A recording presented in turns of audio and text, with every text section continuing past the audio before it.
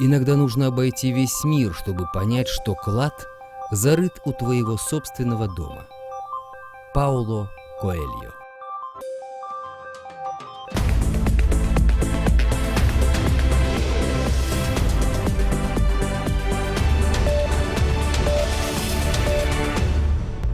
В Кыргызстане за минувшие сутки зарегистрировано 310 новых случаев COVID-19. За сутки скончались 3 человека. По одному летальному исходу зарегистрировано в Бишкеке, Баткенской и Орской областях. Общее число всех выявленных случаев заражения коронавирусом за период эпидемии достигло 41 069. Летальных исходов 1487. За истекшие сутки из больниц выписан 291 человек. Всего за период эпидемии выздоровело 33 318.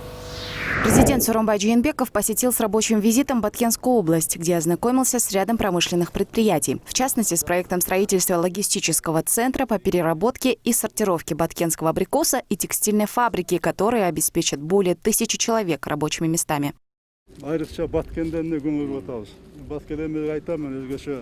Если местные власти будут создавать все условия, выделять земли, то инвесторы сами потянутся на места.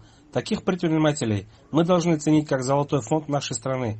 Баткен всегда в моем сердце. Я уделяю ему особое внимание. С годами мы будем увеличивать количество социальных объектов. Сокращение финансирования отдельных направлений в условиях пандемии не повлияет на реализацию социально-экономических проектов региона. В центре будут созданы 200 новых рабочих мест, а местные фермеры смогут наладить сбыт своей продукции, то есть баткенского абрикоса. Ежегодно появится возможность для переработки до 8000 тонн урюка. В проект вкладываются инвестиции на сумму более $8 миллионов США. Также глава государства ознакомился с ходом цифровизации системы здравоохранения на примере Кадамджайской районной территориальной больницы. Данный госпиталь оказывает медицинские услуги жителям 2 городов и 13 аильных аймаков или 105 сел района. Прием пациентов, история болезни, направление врачей, результаты анализов, обследований больницы ведутся в электронном формате. Выписку мы осуществляли в письменном виде. Все бумаги заполняли вручную. Теперь же бумаги легко заполняются в электронном формате и выписываются автоматизированно. Это позволяет значительно сэкономить время. Система также помогла избавиться от некоторых бюрократических преград. Кроме этого, президент заложил капсулу под строительство нового жилого дома для пограничников Баткенской области. Служебный дом будет состоять из 3 этажей и рассчитан на 24 квартиры. По завершению строительства в нем будут проживать военнослужащие, охраняющие государственные границы с соседними Таджикистаном и Узбекистаном.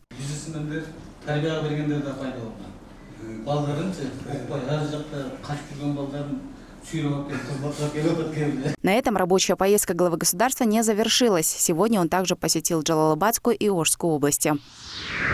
Президент Кыргызстана Сооронбай Жээнбеков сегодня в рамках рабочей поездки в Джалалабадскую область ознакомился с деятельностью медицинских объектов. Глава государства осмотрел ход строительных работ Джалалабадской областной клинической больницы. Также президент осмотрел новое здание отделения неотложной помощи Джалалабадской областной клинической больницы, строительство и оборудование которого было осуществлено при содействии правительства Германии. Президент в беседе с медработниками напомнил о проводимой работе по ремонту простаивающих зданий для перепрофилирования их под современные больницы. Мы приложим все усилия для повышения зарплаты и улучшения социального положения врачей, отметил Сооронбай Жээнбеков. Государственной ипотечной компанией на сегодня выдано 4700 кредитов на общую сумму 5,5 миллиардов сомов. Об этом сообщила председатель ОАО «Государственная ипотечная компания» Эльмира Абджапарова. Тем самым на сегодняшний день 16 000 семей обзавелись личным жильем благодаря ипотечным кредитам, сказала она. Кроме того, председатель отметила, что компания также начала свою деятельность в регионах республики. Граждане, проживающие в регионах, при поддержке немецкого банка развития могут получить ипотечный кредит на 15 лет по 10% годовых без каких-либо комиссий, указала Абджапарова. Отмечается, что в настоящее время в регионах было выдано 153 кредита на общую сумму 158 миллионов сомов.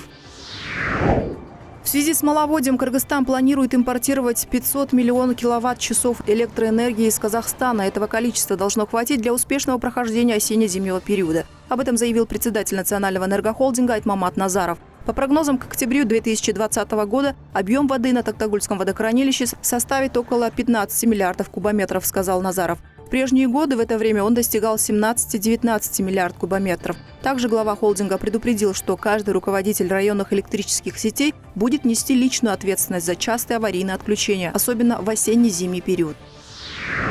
За несвоевременные платежи более 10 тысячам бишкекчан планируется дистанционно отключить электроснабжение, сообщает пресс-служба ОАО «Северэлектро». Акционерное общество напомнило, что по рекомендации правительства оно с 26 марта на 3 месяца прекратило отключать абонентов за дебиторскую задолженность. Сейчас «Северэлектро» возобновляет обычный режим работы. 17 и 18 августа акционерное общество намерено дистанционно отключить электроснабжение более 10 тысячам бытовых абонентов за несвоевременные платежи, говорится в сообщении пресс-службы. «Северэлектро» призывает абонентов заблаговременно оплачивать счета за электроэнергию. В пресс-службе напомнили, что акционерное общество принимает платежи в режиме реального времени.